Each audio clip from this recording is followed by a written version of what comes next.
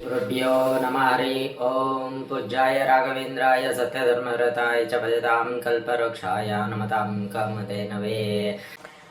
July ತಿಂಗಳಲ್ಲಿ ಮೀನರಾಶಿಯವರ ಒಂದು ಭವಿಷ್ಯ ಯಾವ ರೀತಿಯಾಗಿ ಇರುತ್ತೆ ಅನ್ನತಕ್ಕಂಥದ್ದು ನಾವು ತಿಳಿದುಕೊಳ್ಳೋಣ. ಮೀನರಾಶಿಯವರಿಗೆ ಒಂದು ಕಡೆ ಸಾಡೆ ಸಾತಿ ನಡೀತಾ ಇದೆ, ಜನ್ಮಶನಿ ಇತ್ತು ನಡೀತಾ ಇದೆ. ಅದರ ಒಂದು ದುಷ್ಪರಿಣಾಮ ಇದ್ದೇ ಇದೆ, ನಾವು ಬೇಕು ಅಂದರೂ ಬೇಡ ಅಂದರೂ ಇದ್ದೇ ಇರುತ್ತೆ. ಆದರೆ ಆ ದೋಷವನ್ನು, ಸಾಡೆ ಸಾತಿಯ ಒಂದು ದುಷ್ಪರಿಣಾಮವನ್ನು ಈಗ ಬಂದಿರತಕ್ಕಂತಹ ಗುರುಬಲ ಎಷ್ಟೋ ಪ್ರಮಾಣದಲ್ಲಿ ಕಡಿಮೆ ಮಾಡುತ್ತೆ. ಗುರುಬಲ ಇರಲಿಲ್ಲ ಮೀನರಾಶಿಯವರಿಗೆ, ಈಗ ಗುರುಬಲ ಬಂದಿದೆ, ಚೆನ್ನಾಗಿದೆ. ಜೊತೆಯಲ್ಲಿ ಕರ್ಕಾಟಕ ರಾಶಿಯಿಂದ ಅವನು ವಿಶೇಷ ದೃಷ್ಟಿಯಿಂದ ಮೀನರಾಶಿಯನ್ನು ನೋಡ್ತಾ ಇದ್ದಾನೆ. ಇದು ಕೂಡ ಮೀನರಾಶಿಯವರಿಗೆ ಒಂದು ಒಳ್ಳೆಯ ಅಂಶ. ಈ ಕಾರಣದಿಂದಾಗಿ ಸಾಡೆ ಸಾತಿಯ ಒಂದು ಕೆಟ್ಟ ಪರಿಣಾಮ ಏನಿದೆ ಅದು ಎಷ್ಟೋ ಪ್ರಮಾಣದಲ್ಲಿ ಕಡಿಮೆಯಾಗಿರುತ್ತೆ. ಈ ಕಾರಣದಿಂದ ಅವರು ಕೈಗೊಂಡಂತಹ ಎಲ್ಲ ಕೆಲಸ ಕಾರ್ಯಗಳಲ್ಲಿ, ವ್ಯಾಪಾರ ವ್ಯವಹಾರ, ಉದ್ಯೋಗ ಇಂತಹ ಕ್ಷೇತ್ರಗಳಲ್ಲಿ ಚೇತರಿಕೆ ಕಂಡು, ಸುಧಾರಣೆ ಉಂಟಾಗಿ, ಅಭಿವೃದ್ಧಿಯಾಗಿ, ಲಾಭವನ್ನು ಕಂಡು ಸಮಾಧಾನದ ನಿಟ್ಟುಸಿರನ್ನು ಬಿಡತಕ್ಕಂತಹ ಒಂದು ವಿಶೇಷವಾದಂತಹ ತಿಂಗಳು ಮೀನರಾಶಿಯವರಿಗೆ ಜುಲೈ ತಿಂಗಳು ಅಂತ ಹೇಳಬಹುದು. 12ರಲ್ಲಿ ರಾಹು ಮತ್ತು ವಿಶೇಷವಾಗಿ 6ನೇ ಮನೆಯಲ್ಲಿ ಇರತಕ್ಕಂತಹ ಕೇತು, ಪ್ರಮುಖವಾಗಿ ರವಿ, ಬುಧಾದಿತ್ಯ ಯೋಗ ಇದೆ. ಆದರೂ ಬುಧ ವಕ್ರಿಯಾಗಿ ಇದ್ದಾನೆ ಚತುರ್ಥ ಭಾವದಲ್ಲಿ. 3ನೇ ಮನೆಯಲ್ಲಿ ದ್ವಿತೀಯಾಧಿಪತಿ ಇರತಕ್ಕಂಥದ್ದು. ಇದೆಲ್ಲ ಸದ್ಯದಲ್ಲಿ ಜುಲೈ ತಿಂಗಳಲ್ಲಿರತಕ್ಕಂತಹ ಗ್ರಹಗತಿಗಳು. ಇದಕ್ಕೆ ಅನುಸಾರವಾಗಿ ಯಾವ ಯಾವ ಕ್ಷೇತ್ರದಲ್ಲಿ ಏನಾಗುತ್ತೆ ಅನ್ನತಕ್ಕಂಥದ್ದು ಪ್ರತಿಯೊಬ್ಬರೂ ತಿಳಿದುಕೊಳ್ಳಬೇಕು. ಮೀನರಾಶಿಯವರಿಗೆ ರಾಶಿಯಲ್ಲಿಯೇ ಶನಿ ಇರುವುದರಿಂದ, ಗುರುಬಲ ಬಂದಿರುವುದರಿಂದ ಕಷ್ಟಗಳು ಇದ್ದರೂ ಆ ಕಷ್ಟದಲ್ಲಿ ಸುಖವೂ ಕೂಡ ಈ ತಿಂಗಳಿಂದ ನಿಮಗೆ ಅನುಭವಕ್ಕೆ ಬರುತ್ತೆ. ಯಾವ ಕ್ಷೇತ್ರದಲ್ಲಿ ವ್ಯಾಪಾರ ವ್ಯವಹಾರ ಮಾಡ್ತಾ ಇರ್ತಾರೆ, ಕೆಲವರು ಖಾಸಗಿ ಕ್ಷೇತ್ರದಲ್ಲಿ ಕೆಲಸ ಮಾಡ್ತಾ ಇರ್ತಾರೆ, ಕೆಲವರು ಸರ್ಕಾರಿ ಕ್ಷೇತ್ರದಲ್ಲಿ ಕೆಲಸ ಮಾಡ್ತಕ್ಕಂಥವ್ರು, ಸ್ವಂತ ಉದ್ಯಮವನ್ನು ಮಾಡ್ತಕ್ಕಂಥವ್ರು, ಪತ್ರಕರ್ತರು, ಮಾಧ್ಯಮ ಕ್ಷೇತ್ರದಲ್ಲಿ ಇರ್ತಕ್ಕಂಥವ್ರು, ಸಿನಿಮಾ ರಂಗದಲ್ಲಿ ಕೆಲಸವನ್ನು ಮಾಡುವವರು, ಕಾರ್ಖಾನೆಗಳಲ್ಲಿ ಕೆಲಸ ಮಾಡ್ತಾ ಇರ್ತಾರೆ, ಸ್ವಂತ ಅಂಗಡಿಯನ್ನು ಇಟ್ಟುಕೊಂಡಿರ್ತಾರೆ, ಆಟೋಮೊಬೈಲ್ಸ್ ಇರ್ಬೋದು, ಮೆಡಿಕಲ್ ಶಾಪ್ ಇರ್ಬೋದು, ಅಥವಾ ಒಂದು ಫ್ಯಾನ್ಸಿ ಸ್ಟೋರ್ ಇರ್ಬೋದು, ಚಾಟ್ಸನ್ನು ಮಾರ್ತಕ್ಕಂಥದ್ದು ಇರ್ಬೋದು. ಹೀಗೆ ಆಹಾರ ಪದಾರ್ಥಗಳು, ಹೋಟೆಲ್, ಯಾವುದೇ ಕ್ಷೇತ್ರ ಇದ್ದರೆ ಯಾವ ರೀತಿಯಾಗಿ ಇರುತ್ತೆ ಧನಸ್ಥಾನ. ನೀವು ಒಂದು ಆರ್ಥಿಕವಾದಂತಹ ಬಲಿಷ್ಠತೆಗೆ ಪ್ರಮುಖವಾಗಿ ಜಾತಕದಲ್ಲಿ ಧನಸ್ಥಾನ, ಭಾಗ್ಯಸ್ಥಾನ, 9ನೇ ಮನೆ, 11ನೇ ಮನೆ, ಏಕಾದಶ ಸ್ಥಾನ, ಇದೆಲ್ಲ ತುಂಬ ಪ್ರಮುಖವಾಗಿರತಕ್ಕಂಥದ್ದು. ಜೊತೆಯಲ್ಲಿ ನೀವು ಮಾಡತಕ್ಕಂತಹ ಕೆಲಸದಿಂದ ಎಷ್ಟರ ಮಟ್ಟಿಗೆ ಹಣವನ್ನು ಗಳಿಸುವುದಕ್ಕೆ ಸಾಧ್ಯ ಅಂದರೆ ಅದು ಕರ್ಮಸ್ಥಾನವನ್ನು ಮತ್ತು 11ನೇ ಮನೆ, 2ನೇ ಮನೆ ಇವೆಲ್ಲ ನಾವು ನೋಡಬೇಕು. ಇದು ಎಲ್ಲ ಒಂದು ತಿಂಗಳದ ಭವಿಷ್ಯವನ್ನು ನಾವು ಹೇಳ್ತೀವಿ. ಆದರೆ ಮೂಲ ಜಾತಕದಲ್ಲಿ, ನಿಮ್ಮ ಜಾತಕದಲ್ಲಿ ನಕ್ಷತ್ರಕ್ಕೆ, ಆ ಲಗ್ನಕ್ಕೆ ಅನುಸಾರವಾಗಿ ಯಾವ ರೀತಿ ಇದೆ ಅನ್ನತಕ್ಕಂಥದ್ದು ತುಂಬ ಮುಖ್ಯ. ಜೊತೆಯಲ್ಲಿ ಮಾರಕವಾದಂತಹ ದಶಾಭುಕ್ತಿ ನಡೀತಾ ಇದ್ದರೆ ಇಷ್ಟೆಲ್ಲ ಚೆನ್ನಾಗಿ ಒಳ್ಳೆಯ ರೀತಿಯಲ್ಲಿ ಮೀನರಾಶಿ ಅವರಿಗಿದೆ ಈ ತಿಂಗಳು. ಆದರೂ ಕೂಡ ಏನೋ ಒಂದು ಸಮಸ್ಯೆಗಳು ಬರ್ತಾ ಇದ್ದರೆ ನಿಮ್ಮ ಮೂಲ ಜಾತಕ ಚೆನ್ನಾಗಿಲ್ಲ ಅಂಥೇಳಿ ಅರ್ಥ. ಆದ್ದರಿಂದ ಮೂಲ ಜಾತಕವನ್ನು ಕೂಡ ನೀವು ಪರಿಣಿತರಿಂದ ಅದನ್ನು ಸರಿಯಾದ ರೀತಿಯಲ್ಲಿ ಪರಿಶೀಲನೆ ಮಾಡಿಕೊಂಡು ಅದಕ್ಕೆ ಸೂಕ್ತವಾದ ಪರಿಹಾರವನ್ನು ಮಾಡಿಕೊಂಡಿದ್ದರೆ ಮಾತ್ರ ಈ ಮಾಸ ಭವಿಷ್ಯದಲ್ಲಿ ಗುರುಬಲ ಬಂದಿದ್ದಕ್ಕೆ ನಿಮಗೆ ಎಷ್ಟೋ ಒಳ್ಳೆಯದಾಗುವುದಕ್ಕೆ ಸಾಧ್ಯ. ಈ ಮೂಲ ಜಾತಕದಲ್ಲಿ ದೋಷ ಇದ್ದು ಅದನ್ನು ಸರಿಯಾಗಿ ನೀವು ಸರಿಪಡಿಸಿಕೊಳ್ಳದೇ ಇದ್ದರೆ, ಇಷ್ಟೆಲ್ಲ ಚೆನ್ನಾಗಿದ್ದರೂ ಕೂಡ, ಗುರುಬಲ ಬಂದಿದ್ದರೂ ಕೂಡ ಏನು ಮಾಡುವುದಕ್ಕೂ ಯಾವುದೇ ರೀತಿ ಅಭಿವೃದ್ಧಿ ಆಗೋದಿಲ್ಲ. ಆದ್ದರಿಂದ ಮೂಲ ಜಾತಕದಲ್ಲಿ ಏನಾದರೂ ದೋಷಗಳಿದ್ದರೆ ಸರಿಪಡಿಸಿಕೊಳ್ಳಿ. ಅವಾಗ ಈ ಮಾಸ ಭವಿಷ್ಯದಲ್ಲಿ ನಾವು ಏನು ಹೇಳ್ತೀವೋ ಅದು ನಿಖರವಾದಂತಹ ಫಲಿತಾಂಶವನ್ನು ಕೊಡುತ್ತೆ. ಈ ವ್ಯಾಪಾರ ವ್ಯವಹಾರದಲ್ಲಿ ಸ್ವಲ್ಪ ಅಡೆತಡೆಗಳಿದ್ದರೆ ಇಂತಹ ನಿರ್ದಿಷ್ಟವಾದಂತಹ ಕ್ಷೇತ್ರಗಳಲ್ಲಿ ಕೆಲಸ ಮಾಡತಕ್ಕಂಥವರಿಗೆ ಅಭಿವೃದ್ಧಿ ಆಗುತ್ತೆ. ಅವರು ಅಂದುಕೊಂಡಂಥ ರೀತಿಯಲ್ಲಿ ಎಲ್ಲ ರೀತಿಯ ಅವಕಾಶಗಳು ಬಂದು ಆ ಮೂಲಕ ಜೀವನದಲ್ಲಿ ಅಭಿವೃದ್ಧಿಯ ಪಥದತ್ತ ಸಾಗತಕ್ಕಂಥ ಒಂದು ಸಮಾಧಾನವನ್ನು ಅವರು ಜೀವನದಲ್ಲಿ ನೋಡ್ತಾರೆ. ಈ ಆಸ್ತಿಗೆ ಸಂಬಂಧಪಟ್ಟಂತೆ ಎಷ್ಟೋ ಕುಟುಂಬಗಳಲ್ಲಿ ವಿವಾದಗಳು ಇದೆ.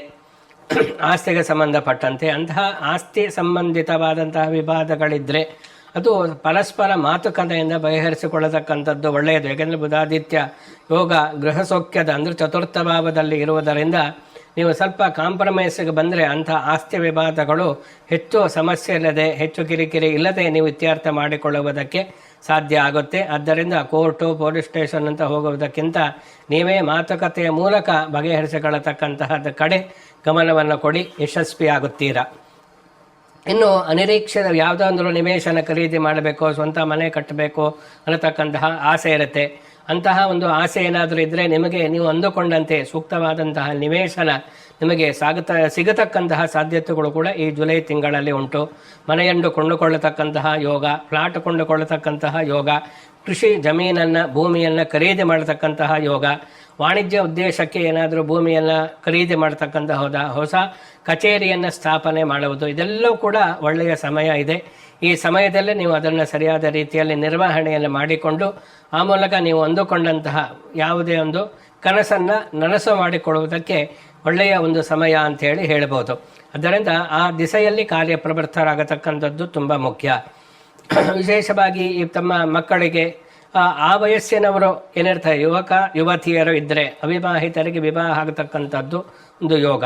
ಜೊತೆಯಲ್ಲಿ ವಿದ್ಯಾಭ್ಯಾಸದ ದಿಸೆಯಲ್ಲಿ ಇದ್ದರೆ ಅವರ ಒಂದು ವಿದ್ಯಾಭ್ಯಾಸಕ್ಕೆ ಸೂಕ್ತವಾದಂತಹ ವಾತಾವರಣ ಸೃಷ್ಟಿಯಾಗಿ ಆ ಮೂಲಕ ಉನ್ನತ ವಿದ್ಯಾಭ್ಯಾಸದ ಕನಸು ನನಸಾಗುತ್ತೆ. ವಿದೇಶಕ್ಕೆ ಹೋಗತಕ್ಕಂತಹ ಕನಸಿದ್ದರೆ ಅದು ಕೂಡ ನಿಮಗೆ ಕಾರ್ಯಗತ ಆಗತಕ್ಕಂತಹ ಕಾರ್ಯಸಿದ್ಧಿ ಆಗತಕ್ಕಂತಹ ವಿಶೇಷವಾದಂತಹ ತಿಂಗಳು ಜುಲೈ ತಿಂಗಳು. ಹೀಗೆ ಉನ್ನತ ಒಂದು ವಿದ್ಯಾಭ್ಯಾಸದ ಕ್ಷೇತ್ರದಲ್ಲಿ ವಿದ್ಯಾರ್ಥಿಗಳಿಗೆ ಉತ್ತಮವಾದಂತಹ ಸಮಯ. ಮೀನರಾಶಿಯವರು ಏನಿದ್ದಾರೆ ಅವರಿಗೆ ಮಕ್ಕಳಿಂದ ಒಂದು ವಿಶೇಷವಾದಂತಹ ಅಭಿವೃದ್ಧಿ ಆಗತಕ್ಕಂತಹ ಲಕ್ಷಣಗಳು ಕೂಡ, ಮಕ್ಕಳಿಂದ ಸಂತೋಷ ಉಂಟಾಗತಕ್ಕಂಥದ್ದು, ಮಕ್ಕಳ ಪ್ರಗತಿಯನ್ನು ಕಂಡು ಹೆಮ್ಮೆ ಪಡತಕ್ಕಂಥದ್ದು, ಮಕ್ಕಳ ಒಂದು ಕೆಲಸ ಕಾರ್ಯಗಳು ಎಲ್ಲವೂ ಕೂಡ ಆಗ್ತಾ ಇದೆ ಅನ್ನತಕ್ಕಂತಹ ಸಮಾಧಾನದಿಂದ ನಿಟ್ಟುಸಿರು ಬಿಡತಕ್ಕಂತಹ ತಂದೆ ತಾಯಿಗಳಿಗೆ ಇದು ಉತ್ತಮವಾದಂತಹ ತಿಂಗಳು ಅಂತ ಹೇಳಬಹುದು. ಅಂದರೆ ಮಕ್ಕಳಿಂದ ಎಲ್ಲ ರೀತಿ ಯಾವುದೇ ವಯಸ್ಸಿನ ಮಕ್ಕಳಿದ್ದರೂ ಕೂಡ ಮಕ್ಕಳಿಂದ ಸಂತೋಷ ಉಂಟಾಗುತ್ತೆ. ಎಷ್ಟೋ ಜನಕ್ಕೆ ಮಕ್ಕಳಿಂದ ಸಮಸ್ಯೆ, ಮಕ್ಕಳೇ ಸಮಸ್ಯೆ ಇರತಕ್ಕಂಥದ್ದು ಉಂಟು. ಅಡ್ಡದಾರಿ ಹಿಡಿದಿರ್ತಾರೆ, ದುಶ್ಚಟಗಳನ್ನು ಹಿಡಿದಿರ್ತಾರೆ, ಹೇಳಿದ ಮಾತನ್ನು ಕೇಳೋದಿಲ್ಲ, ವೃದ್ಧಾಪ್ಯದಲ್ಲಿ ಅವರನ್ನು ನೋಡಿಕೊಳ್ಳೋದಿಲ್ಲ. ಹೀಗೆಲ್ಲ ನೂರಾರು ರೀತಿ ಮಕ್ಕಳಿಂದ ಸಮಸ್ಯೆಯೂ ಇದೆ, ಮಕ್ಕಳಿಂದ ಸಂತೋಷವೂ ಇದೆ. ಮೀನರಾಶಿಯ ವಿಚಾರದಲ್ಲಿ ನಾವು ಹೇಳುವುದಾದರೆ ಮಕ್ಕಳಿಂದ ಈ ತಿಂಗಳು ನಿಮಗೆ ಸಂತೋಷ ಉಂಟಾಗುತ್ತೆ, ನೆಮ್ಮದಿ ಉಂಟಾಗುತ್ತೆ, ಹೆಮ್ಮೆ ಪಡ್ತೀರಾ ಅವರ ಸಾಧನೆಯನ್ನು ನೋಡಿ ಅಂಥೇಳಿ ನಾವು ಹೇಳ್ಬೋದು. ಇಲ್ಲಿ ಪ್ರಮುಖವಾಗಿ ಆ ಗ್ರಹಗತಿಗಳ ಒಂದು ಪ್ರಭಾವ. ಈ ಆರೋಗ್ಯದ ವಿಚಾರದಲ್ಲಿ ಸ್ವಲ್ಪ ಎಚ್ಚರಿಕೆಯಿಂದ ಇರಬೇಕಾಗುತ್ತೆ. ಏನಾದರೂ ಸಮಸ್ಯೆಗಳು ಇರತಕ್ಕಂಥದ್ದೇ ಜಾಸ್ತಿ ಆಗಬಹುದು. ವೈದ್ಯರ ಸಲಹೆಯನ್ನು ಸೂಕ್ತವಾಗಿ ಪಾಲಿಸಿ ಆ ಮೂಲಕ ಆರೋಗ್ಯವನ್ನು ರಕ್ಷಣೆ ಮಾಡಿಕೊಳ್ಳತಕ್ಕಂಥದ್ದು ತುಂಬ ಮುಖ್ಯ. ನಿರಂತರ ಒಂದಲ್ಲ ಒಂದು ರೀತಿ ಆರೋಗ್ಯದ ಕಿರಿಕಿರಿ ಇದ್ದೇ ಇರುತ್ತೆ. ನೀವು ನೀವು ಯಾರನ್ನೂ ಕೂಡ ನಾನು ಮೊದಲೇ ಹೇಳಿದೆ, ನಂಬಿಕಸ್ಥರೇ ಮೋಸ ಮಾಡತಕ್ಕಂಥ ಸಾಧ್ಯತೆಗಳಿರುತ್ತೆ. ಆದ್ದರಿಂದ ಆದಷ್ಟು ನಿಮ್ಮ ಎಚ್ಚರಿಕೆಯಲ್ಲಿ ಇದ್ದು ಆ ಮೂಲಕ ಕೆಲಸ ವ್ಯವಹಾರವನ್ನು ಮಾಡತಕ್ಕಂಥದ್ದು ಒಳ್ಳೆಯದು. ಸಪ್ತಮ ಸ್ಥಾನ ಅಧಿಪತಿ, ವಿಶೇಷವಾಗಿ ಸಪ್ತಮ ಸ್ಥಾನಾಧಿಪತಿ ಯೋಗಕಾರಕನಾಗಿ ಸ್ವಸ್ಥಾನದಲ್ಲಿ ಇರುವುದರಿಂದ ನಿಮ್ಮ ವೈವಾಹಿಕ ಜೀವನದಲ್ಲಿ ಸುಖವನ್ನು ಕಾಣಲಿದ್ದೀರಿ. ವೈವಾಹಿಕ ಜೀವನದಲ್ಲಿ ಒಂದು ವಿವಾಹದ ಒಂದು ಮಂಗಳ ಕಾರ್ಯಗಳು, ಮನೆಯಲ್ಲಿ ನಡೀತಕ್ಕಂತಹ ಶುಭ ಕಾರ್ಯಗಳು, ಮನೆಯಲ್ಲಿ ಶುಭ ಕಾರ್ಯದ ಸಂಭ್ರಮ ಕುಟುಂಬದಲ್ಲಿ ನಡೀತಕ್ಕಂಥದ್ದು, ಅಂತಹದಲ್ಲಿ ನಿಮ್ಮ ಮನೆಯಲ್ಲಿ ಅಥವಾ ಬೇರೆ ಕಡೆ ಭಾಗವಹಿಸ್ತಕ್ಕಂತಹ ಯೋಗವು ಕೂಡ ಮೀನರಾಶಿಯವರಿಗೆ ಇದೆ. ಈ ಕಾರ್ಖಾನೆಗಳಲ್ಲಿ ಕೆಲಸ ಮಾಡ್ತಕ್ಕಂಥವ್ರು ಎಚ್ಚರಿಕೆಯಿಂದ ಇರಿ. ಯಂತ್ರೋಪಕರಣ ಜೊತೆಯಲ್ಲಿ ಕೆಲಸ ಮಾಡತಕ್ಕಂಥವರಿಗೆ ಆಘಾತಗಳು ಆಗತಕ್ಕಂತಹ ಲಕ್ಷಣಗಳು ಇದೆ. ವಾಹನ ಚಾಲನೆಯಲ್ಲಿ ಎಚ್ಚರಿಕೆ ಇರಲಿ. ಇದೆಲ್ಲ ಪ್ರಮುಖವಾಗಿ ಮೀನರಾಶಿಯವರು ಗಮನಿಸಬೇಕಾದಂತಹ ಅಂಶ. ಭಾಗ್ಯಭಾವದ ಅಧಿಪತಿಯಾದಂತಹವನು 3 ಮಾರಕ ಸ್ಥಾನದಲ್ಲಿ ಇರುವುದರಿಂದ ನಿಮ್ಮ ಪ್ರಯತ್ನಕ್ಕೆ ಫಲ ಸಿಗುತ್ತೆ. ಗುರುಬಲ ಇರುವುದರಿಂದ ಏನೋ ಅನಿರೀಕ್ಷಿತವಾಗಿ ಲಾಟ್ರಿ ಹೊಡೆಯುತ್ತೆ ಅನ್ನತಕ್ಕಂತಹ ಭಾವನೆ ಬೇಡ. ನಿಮ್ಮ ಕಷ್ಟಪಡಿ ಒಳ್ಳೆಯ ಫಲ ಅನ್ನತಕ್ಕಂಥ ಮೀನರಾಶಿಯವರಿಗೆ ಈಗ ಸಿಗುತ್ತೆ. ಭಾಗ್ಯಭಾವ ಸ್ವಲ್ಪ ಅಷ್ಟೊಂದು ಚೆನ್ನಾಗಿ, ಭಾಗ್ಯಭಾವಾಧಿಪತಿ ಚೆನ್ನಾಗಿ ಇಲ್ಲದೇ ಇರುವುದರಿಂದ ನೀವು ನಿಮ್ಮ ಪ್ರಯತ್ನ ಏನೋ ಅದೃಷ್ಟ ಆಗುತ್ತೆ, ಏನಾದರೂ ಹೆಚ್ಚಿನ ಹಣ ಗಳಿಸುವುದಕ್ಕೆ ಸಾಧ್ಯವೋ, ಈ ರೀತಿಯೆಲ್ಲ ಕೆಲವೊಂದು ಕಲ್ಪನೆಗಳಿರುತ್ತೆ. ಹಾಗೇನೂ ಆಗುವುದಿಲ್ಲ. ನೀವು ಕಷ್ಟಪಟ್ಟಂತಹ ನಿಮ್ಮ ಪ್ರಯತ್ನಕ್ಕೆ, ಪರಿಶ್ರಮಕ್ಕೆ ಸೂಕ್ತವಾದಂತಹ ಫಲ ಮೀನರಾಶಿಯವರಿಗೆ ಸಿಕ್ಕೇ ಸಿಗುತ್ತೆ. ಆ ವಿಚಾರದಲ್ಲಿ ಏನು ಗೊಂದಲ ಬೇಡ. ಉದ್ಯೋಗವನ್ನು ಸರಿಯಾದ ರೀತಿಯಲ್ಲಿ ನೀವು ಮಾಡಿ ಆ ಮೂಲಕ ಉದ್ಯೋಗದ ಒಂದು ಸ್ಥಿರತೆ ಅನ್ನತಕ್ಕ ಜಾಬ್ ಸ್ಟೆಬಿಲಿಟಿ ಮೀನರಾಶಿಯವರಿಗೆ ಈ ತಿಂಗಳಲ್ಲಿ ಒಂದು ಹೆಚ್ಚಿನ ಒಂದು ಸಮಾಧಾನಕ್ಕೆ ಕಾರಣ ಆಗುತ್ತೆ. 12ನೇ ಮನೆಯಲ್ಲಿ ರಾಹು ಇರುವುದರಿಂದ ದುಂದುವೆಚ್ಚ, ಅನಾವಶ್ಯಕವಾದಂತಹ ಖರ್ಚುಗಳನ್ನು ಮಾಡಬೇಡಿ. ದುಂದುವೆಚ್ಚವನ್ನು ಮಾಡಬೇಡಿ. ಹಣದ ಅಪವ್ಯಯವನ್ನು ಮಾಡ್ತಾ ಇರತಕ್ಕಂಥದ್ದು ಒಳ್ಳೆಯದು. ಮೀನರಾಶಿಯವರು ತೂಗಿ ನೋಡಿ ಹಣವನ್ನು ಸರಿಯಾದ ರೀತಿಯಲ್ಲಿ ಖರ್ಚನ್ನು ಮಾಡಿ, ಹೂಡಿಕೆಯನ್ನು ಮಾಡಿ, ಅನಾವಶ್ಯಕವಾಗಿ ಹಣ ಖರ್ಚನ್ನು ಮಾಡಬಾರದು. ಮೀನರಾಶಿಯವರು ವಿಶೇಷವಾಗಿ ಗುರು ಮಂತ್ರವನ್ನು ಪಠಿಸ್ತಕ್ಕಂಥದ್ದು, ವಿಷ್ಣು ಸಹಸ್ರನಾಮ, ಶಿವ ಸಹಸ್ರನಾಮವನ್ನು ಪ್ರತಿನಿತ್ಯವೂ ಕೂಡ ಪಠಿಸ್ತಕ್ಕಂಥದ್ದು. ಲಲಿತಾ ಸಹಸ್ರನಾಮ ಏನಿದೆ ಅದು ಶುಕ್ರವಾರದ ದಿವಸ ಮಾಡಿ ಲಕ್ಷ್ಮೀ ಅಷ್ಟೋತ್ತರದಿಂದ ಕುಂಕುಮಾರ್ಚನೆಯನ್ನು ಮಾಡಿದರೆ ಇನ್ನೂ ಕೂಡ ಉತ್ತಮವಾದಂತಹ ಫಲವನ್ನು ಪಡೆಯುವುದಕ್ಕೆ ಮೀನರಾಶಿಯವರು ಸಾಧ್ಯ ಆಗುತ್ತೆ. ಶುಭಮಸ್ತು, ಸಮಸ್ತ ಸನ್ಮಂಗಳಾನಿ ಭವಂತು.